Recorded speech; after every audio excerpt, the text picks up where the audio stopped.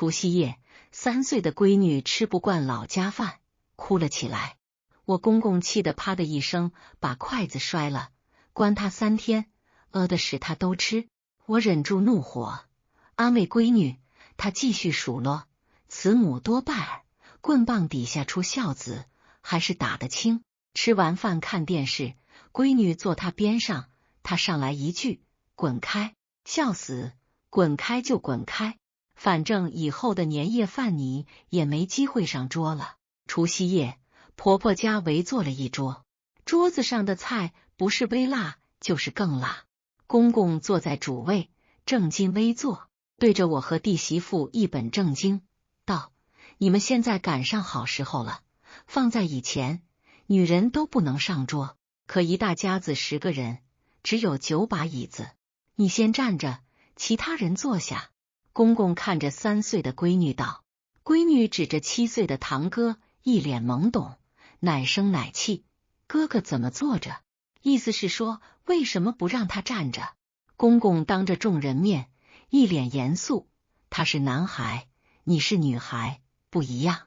我微微皱眉，接着公公指着门口上菜的位置，一脸正经八百：月月生了儿子，是我们家的功臣，坐我旁边。小童，你坐那。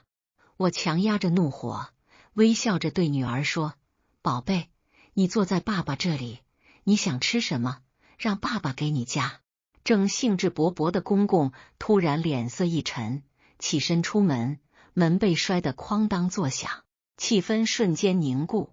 察觉到事态不妙的婆婆赶紧出来缓和气氛：你爸最近胃不舒服，我去看看。娃爹也跟着出去了。隔着门，公公的声音不大不小，正好可以让屋里的人听见，仿佛故意让大家听见似的。老大媳妇也太不懂事了，简直是不识抬举。我没让她站着就不错了，她竟然有勇气让自己的女儿坐下，现在更是让我的儿子去服侍孩子，真是胆大包天。娃爹也加入了劝说的行列，对父亲说：爸，别这么说，小童他也没说什么。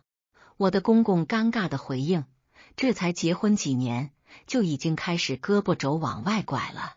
老大，我得告诉你，不孝有3，无后为大，别被那些轻浮女子的甜言蜜语所影响，你可是陈家的长子。婆婆用眼神示意她少说几句。不久，公公进来了，他的脸上写满了不悦，虽然没有指名道姓，但明眼人都知道他指的是我。他用手擦了擦嘴，瞥了一眼婆婆，示意她给他倒酒。他继续说：你们也别嫌我啰嗦，生儿育女本来就是女人的责任，自古以来都是这样，哪有男人在酒桌上喂孩子的？我默不作声。这里的饭菜口味偏重，又咸又辣，女儿吃了一口就辣出了眼泪，接着她哇哇大哭起来。我赶紧抱起女儿，轻声安慰道：太辣了是不是？咱们不吃，妈妈给你做点不辣的。我公公啪的一声把筷子摔了，关他3天，的使他都吃。我忍住怒火，继续安慰女儿。他瞪着女儿继续数落：慈母多败儿，棍棒底下出孝子，还是打得轻。娃爹那个傻瓜只顾低头吃饭，一句话也不说。妈妈，我不吃，太辣了，太辣了，这是人吃的东西吗？小叔子家7岁的儿子指着一桌饭菜不满道。公公宠溺地看着他，没有丝毫不悦。哈哈哈，我大孙子爱吃什么，让奶奶重新给你做。大孙子的话就是圣旨，绝对服从。我简单扒拉几口，带着女儿就要出去，被我公公一把拦住。年夜饭不是儿戏，吃完了再在那坐着，等着长辈吃完了才能离席。我都快气炸了，目睹那位头发如杂草般散乱，身披破旧棉袄，腰间系着沾满油渍围裙，忙忙碌碌的婆婆，我努力抑制住内心的怒火，重新坐了下来。再望向桌上，所谓的长辈似乎只指我公公一人，用餐结束后，公公双臂交叉，似乎并无离开餐桌的打算，而我的闺女因焦急而哭泣不止。公公从容不迫，悠闲地品尝着小酒，目光轻蔑地扫过我，脸色沉了下来。月月嫁入我们家的第1年，就为我们带来了一个健康的大胖孙子。小童，如果你想在我们家中获得一席之地，你得赶紧为我生下一个大孙子才行啊！公公边说边带着笑意，频频向弟媳妇点头示意。弟媳妇显得十分尴尬。爸，您别这么说，嫂子的能力远在我之上，她可是位研究生。一直选择不生育的小姑子也露出不满之色。现在是什么时代了？女人难道还是生育的工具吗？还在这里重男轻女？公公立刻变得急躁起来。作为研究生，应该明白嫁鸡随鸡，嫁狗随狗的道理。即便是天皇老子嫁到我家，也得依靠孩子来提升地位。这让我感到一种难以言说的压抑感。我忍无可忍，冷笑一声：“那您的儿子是鸡还是狗呢？”听到我的话，一直高高在上的公公立刻感到羞愤交加。放肆！真是大逆不道！长辈说话哪有你插嘴的份？生不出儿子，还敢在这里撒野，简直就是个泼妇！家门不幸啊！你怎么找了这么个媳妇？娃爹见状，急忙拉了拉我的袖子，示意我不要再说下去。我狠狠地瞪了他一眼，抱着闺女离开了现场。我和娃爹陈天放是通过相亲认识的，相亲的过程比取经还要艰难，经历了99、81难，终于遇到了一个不那么令人讨厌的人，那就是娃爹。他在政府部门工作，而我在高校工作。我们双方都已不再年轻，都希望能找到一个合适的伴侣共度余生。我们2人还算是一拍即合。介绍人特别强调娃爹的母亲勤劳能干，性格和善。我思索着，若他的母亲如此，他的父亲想必也相差无几。然而2人之间竟有着云泥之别。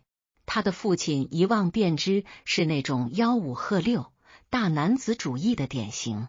回想当初我与孩子的父亲结为连理时，这位老人便没少设下障碍。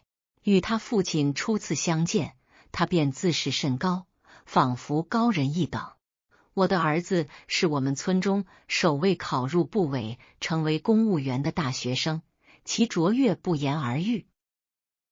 我的儿子注定要踏上仕途，而你这位贫穷的教师对他毫无注意。还有你的家庭，听说你的母亲并无工作，未来你们的负担可真是沉重。这些话都是公公亲口所说，若非他事后拍着胸脯向我保证，他与他的父亲是截然不同的2个人，我早已与他的儿子分道扬镳。提及彩礼、婚房，他的父亲更是大手一挥：“你们都是受过高等教育的成年人，这些问题你们自己解决，与我无关。”我原以为他只是说说而已，哪有父亲真的对儿子不闻不问？结果他不仅不闻不问，反而要求我们每月给他1000块钱作为孝敬。你们已经成家立业，赡养老人是你们应尽的责任。然而他明明每月有近5000块钱的退休金，反观我的婆婆，无工作，无退休金。她自己的退休金，我们给的钱都被她牢牢掌控。即便我们给婆婆的钱，她也想尽办法让婆婆转交给她。我生产前，婆婆悉心照料我，恰逢过年，公公来到我家，我突发高烧，婆婆帮我物理降温，却被她阻止。你是婆婆，不是仆人，反正她怀的是个女孩，若出事了，反倒是好事。公公早已得知我怀的是女孩，我生产后，他故意打电话来气我，这胎怎么是个女孩？幸好政策放宽了，2胎给我生个孙子。孩子出生后，我因智齿疼痛难忍，便添加了医生的微信，不料被他的父亲得知，他怒不可遏。你已是母亲，怎能随意添加其他男性的微信？女性怎能与除丈夫之外的男性成为朋友？这是我们家的规矩。若将来女儿管教不严，那都是母亲的过错。女儿的奶瓶，她竟直接用来盛酒，一会儿清洗一下不就可以了？何必如此大惊小怪？幸运的是，孩子的父亲一直对我不错。对于这些，我一次又一次的选择了忍让。我心想，不能因为被狗咬了就回咬过去，以后与他少些接触，毕竟人的精力是有限的。然而事实证明，狗终究是狗，咬人是它的本能。去年婆婆因病住院，而公公却忙于四处与老太太共舞。婆婆住院的当天，公公便紧急召集了几个孩子，你妈的吃喝都是我负责，现在该你们出力了。婆婆没有社保，医疗费用全部自费，几个孩子提议让公公分担一些，公公却恼羞成怒，我的钱还要留着自己养老，谁让他没有医保，就该你们养着他。小姑子不服气，法律都规定了，夫妻之间有相互扶助的义务，你对我妈有照顾的责任。胡说，生了你们就该你们照顾，否则你们把她带走。我对她已经仁至义尽，人走茶凉，人未走茶已凉。病床上的婆婆叹息连连，泪水如断线的珍珠般不断滑落。还好婆婆得的并非重病，经过一段时间的休养便完全康复。后来我们打算带婆婆离开，公公却拦阻不让，她若走了，谁来伺候我？我明白婆婆心中有苦难言，也不想给小家增添麻烦。鉴于以上种种，这次我本不打算回来。孩子的父亲一直强调，他的父母非常想念孩子，我犹豫再三，才决定回来。回来后才发现，有些人真的不能对他们太好。吃完饭后，公公给2个孩子分发了红包，祖父一再重申，这些红包现在不宜拆封，必须等到归家后再行开启。然而孩子们哪里会听从这些嘱咐？女儿迫不及待地撕开红包，从中取出钱币，脸上洋溢着兴奋之情。妈妈，我这里有2张毛爷爷呢。小叔子家的孩子数了又数，然后看着我，眼中闪烁着喜悦的光芒。大娘，我这里有10张毛爷爷，我的比妹妹的多，我的多。面对女儿那一脸的委屈，小叔子的儿子则显得洋洋得意。反正爷爷说过，爷爷的钱就是我的钱，你应该感谢我。你的钱是爷爷的钱，也就是我的钱。祖父在一旁满意的点头如捣蒜，小叔子则严厉的斥责道：洋洋，不许胡说八道。嫂子，您别生气，小孩子不懂事。弟媳妇也上前教育孩子。祖父指着小叔子和弟媳妇大发雷霆：你们谁再敢说我大孙子一个不字，我绝不轻饶。说完，他看着小叔子的儿子，眼中充满了慈爱。爷爷所有的家产都是我大孙子的，谁也抢不走。说来也奇怪，孩子们终究是孩子，刚才还争辩着钱都是自己的，现在却愿意将钱全部给妹妹。祖父见状，一把从女儿手中夺过红包，声色俱厉：你这么小就学会偷钱了，长大了还得了，一看就不是省油的灯，真是娇气，没有公主命，却偏偏装公主，一看长大就是倒贴的命。我的女儿被吓得大哭起来，屋内的气氛瞬间变得尴尬至极。我猛地从座位上站起，将祖父给的红包狠狠地摔在地上。老娘不稀罕你的200块钱。说完，我抱起女儿，转身就走。大家都了解祖父的品行，也都尽量避而远之。说是出去看烟花，实则是为了避开祖父。家中只剩下我们一家3口，还有祖父和祖母。我带着女儿在院子里玩耍，祖父则紧追着我，不停地责骂。在往昔，你这样的行径足以被视为滔天大罪，脸上被刺上耻辱的印记，身上遭受鞭打，这些惩罚都不过是微不足道的。面对我的沉默，那老者不断地挑起争端。难道你从繁华都市而来，就轻视我们这些乡野之人吗？连对老人的尊重都抛诸脑后，还自诩为研究生，真是不知羞耻至极。婆婆望着公公，声音中带着一丝颤抖：“你少说2句吧，今天是大过年的。”话音未落，公公便扬起手，狠狠地给了她一巴掌。婆婆一个踉跄，几乎要跌倒。她不再言语，只是轻轻擦了擦眼睛，默默地走了出去。娃爹只是在一旁叹息，说些无关痛痒的话语。那一刻，我对这个男人充满了深深的厌恶。叔可以忍受，但婶婶却无法忍受。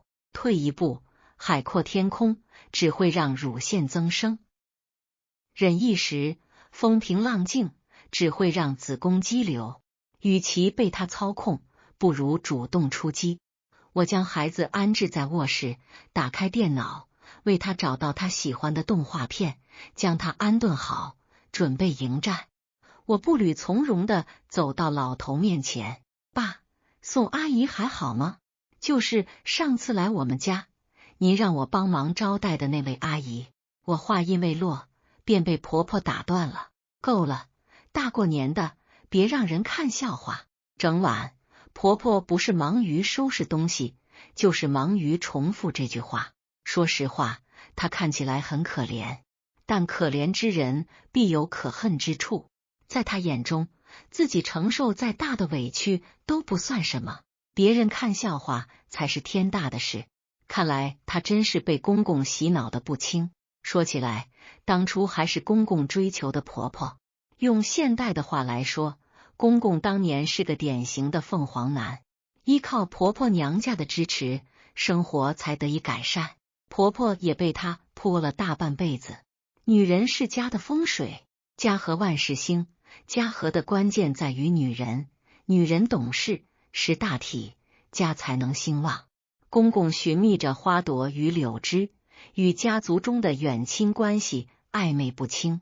婆婆身体不适，寻求中医的调理，她却无端指责婆婆与他人有染。婆婆默默忍受，拉扯着3个孩子长大成人。孩子们还算争气，纷纷考入大学，生活还算过得去。她以为我对这一切一无所知，却不知她的儿子是个大喇叭，早已将家中的丑事向我倾诉了无数次。他却在我面前装模作样，真是给脸不要脸到了极点。公公的脸色如同乌云密布，显然是被我的话语击中了要害。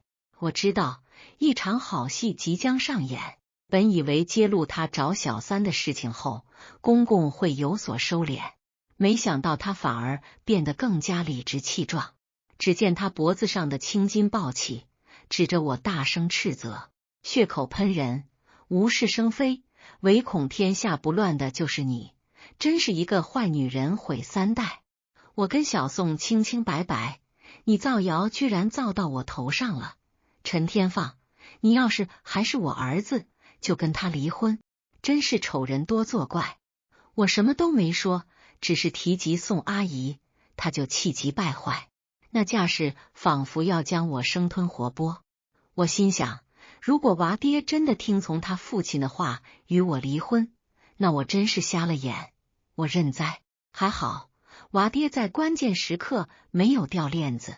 爸，你要是继续这样无理取闹，以后我再也不回来了。其实我早就猜到了，宋阿姨就是我公公的情人。上次他去北京，我公公再三强调，让我们好好招待他这个朋友。之所以我了解的这么清楚，是因为当时我与他互加了微信，后来我用他的手机号随意在抖音上搜索了一下，发现里面都是我公公与他的恩爱痕迹。有一次，我给婆婆买的金手镯，让公公带回家，却发现他竟然戴在了小三的手腕上。心中涌起的怒火如同被压抑的火山，我故作镇定，故意提起，对了，妈妈，上次我让爸爸给您带回来的金镯子，怎么从未见您佩戴过？难道是尺寸不合？提及金镯子，婆婆的脸上露出了迷茫之色，显然公公并未将之交给她。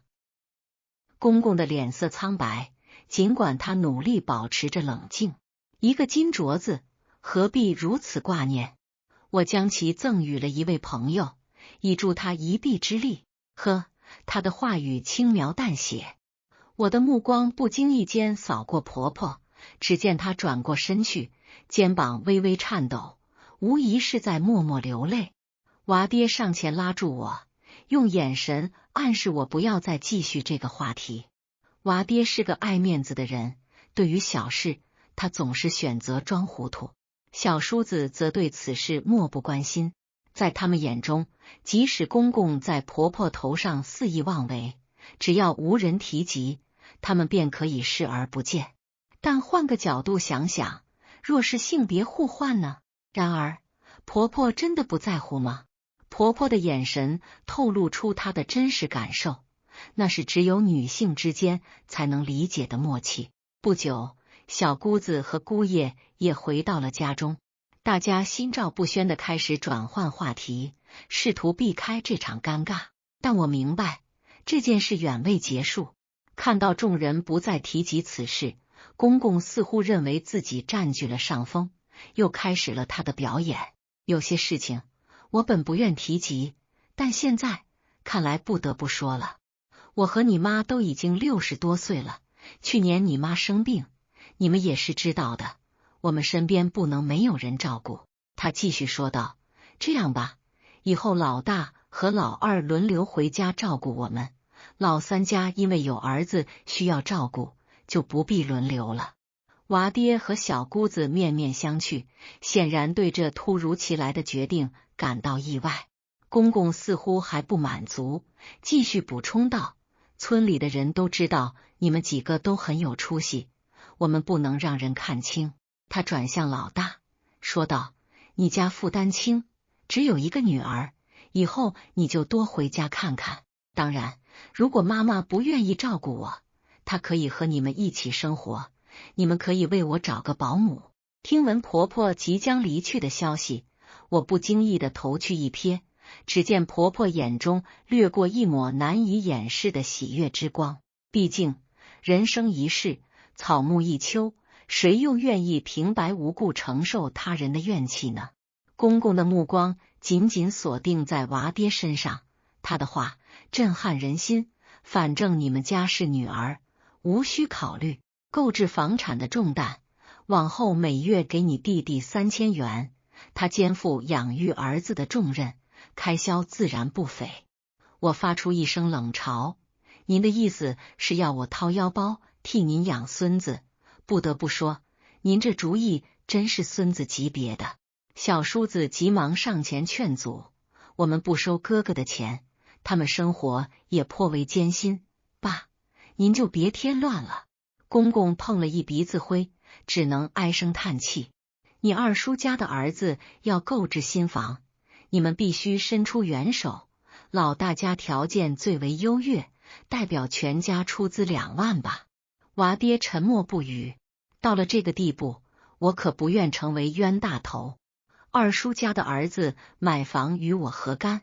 为何要我出资？坚决不出。娃爹也附和道，再说了，我们的生活也不易，无力资助他人。他可是你叔家的儿子，你们真是翅膀硬了，忘了根本，真是家门不幸啊。公公痛心疾首，不知情的人还以为我们犯了滔天大罪。我忍不住笑出声，爸，您说的对，叔叔家儿子结婚怎能不出资？出。我转头看向娃爹，我们不是为爸妈存了些养老金吗？就从那里面出。爸对情义的重视你不是不清楚，你就是把他的那部分养老金全给了他弟，他宁愿睡大街也愿意。公公气得脸色铁青，见我无动于衷，公公又开始对我女儿下手。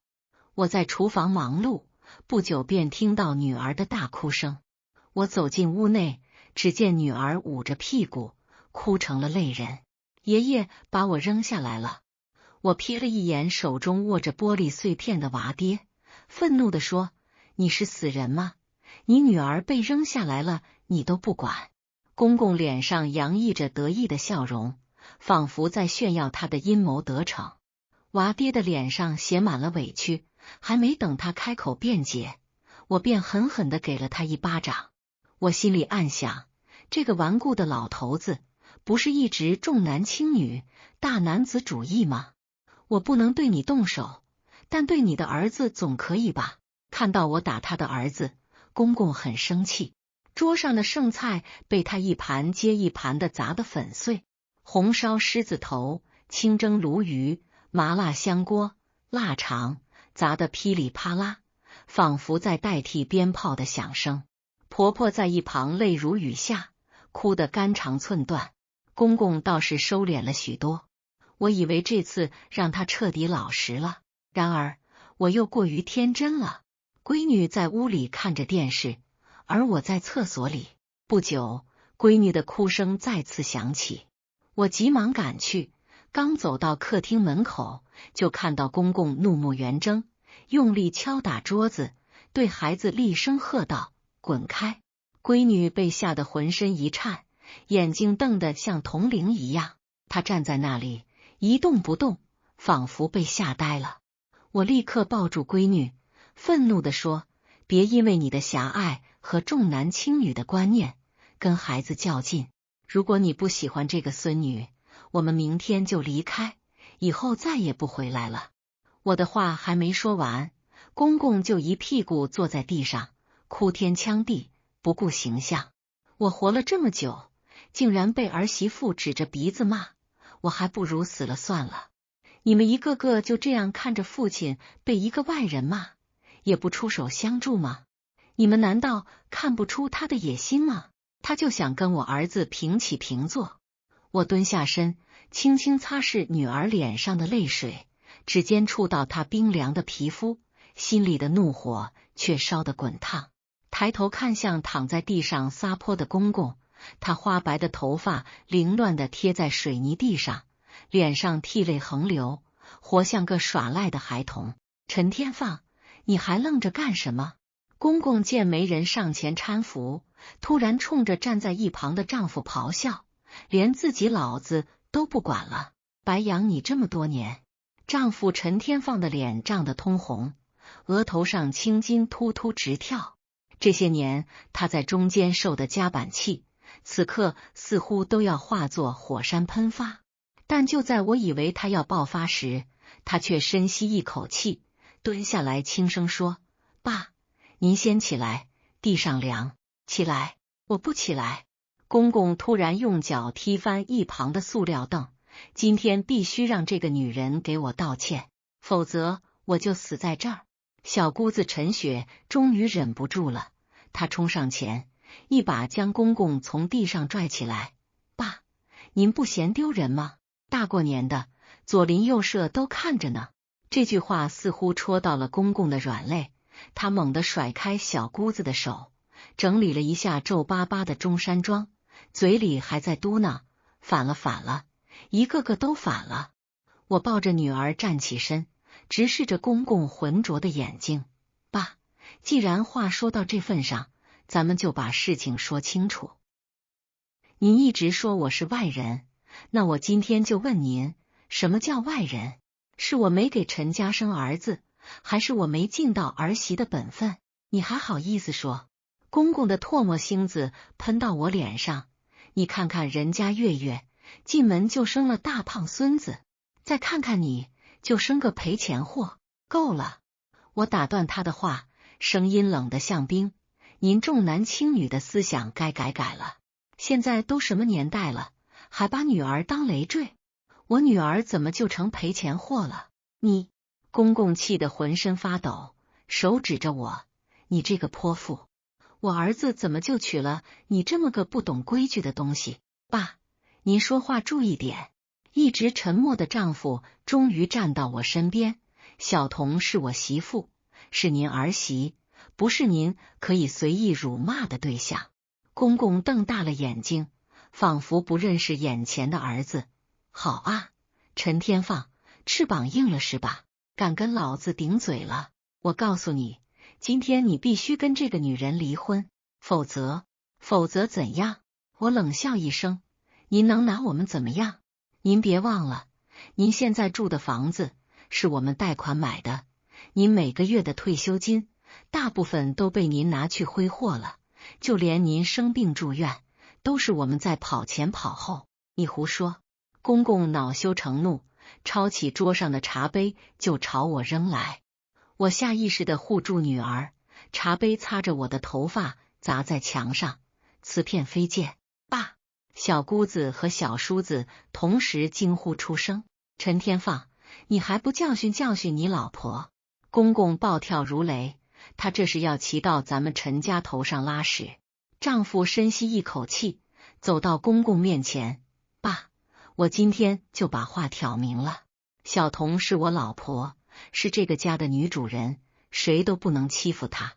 如果您继续这样无理取闹，那我们只能怎样？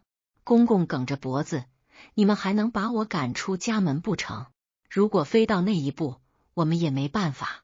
丈夫的声音很平静，但却透着不容置疑的坚决。这时，婆婆突然冲过来，扑通一声跪在地上，别吵了，别吵了，大过年的，让人家看笑话。我看着婆婆布满皱纹的脸，心里突然涌起一股悲凉。这个被公公欺压了一辈子的女人，到现在还在维护着所谓的面子。妈，您起来！我上前扶起婆婆，您不用这样。婆婆泪眼婆娑地看着我，小童，你就忍忍吧，别跟你爸计较，他年纪大了，脾气不好。年纪大不是为所欲为的借口。我打断她的话，这些年您受的委屈还不够多吗？婆婆张了张嘴，最终只是叹了口气，转身回了房间。公公还在一旁骂骂咧咧，但声音已经弱了下去。我知道他这是色厉内荏，这么多年他之所以能作威作福，不过是仗着全家人的忍让。爸，既然您这么不满意，那我们明天就走。我平静地说，以后我们会按时给您打生活费，但逢年过节我们不会再来了。你敢？公公跳起来，你这是要断了我的后路。我们怎么敢？我冷笑，您不是说我们是外人吗？既然是外人，何必强求我们留在这儿？这时，一直躲在我身后的女儿突然挣脱我的怀抱，跑到公公面前。我心里一惊，正要把她拉回来，却见女儿仰着小脸，认真地说，爷爷，我虽然是女孩子，但我会好好学习，以后赚很多很多钱，给爸爸妈妈买大房子。等您老了走不动了，我也会照顾您，所以您别不喜欢我好不好？女儿稚嫩的声音在寂静的客厅里回荡，所有人都愣住了。公公的嘴巴张了张，脸上的表情变得复杂起来。闺女，咱们走。我抱起女儿，有些人不值得我们浪费感情。就在我们转身要走时，公公突然开口，等等。我停下脚步，却没有回头。那个公公的声音有些不自然，今晚就别走了，大过年的住哪儿去？我和丈夫对视一眼，从彼此眼中看到了惊讶。我们都没想到，这个顽固了一辈子的老人竟然会服软。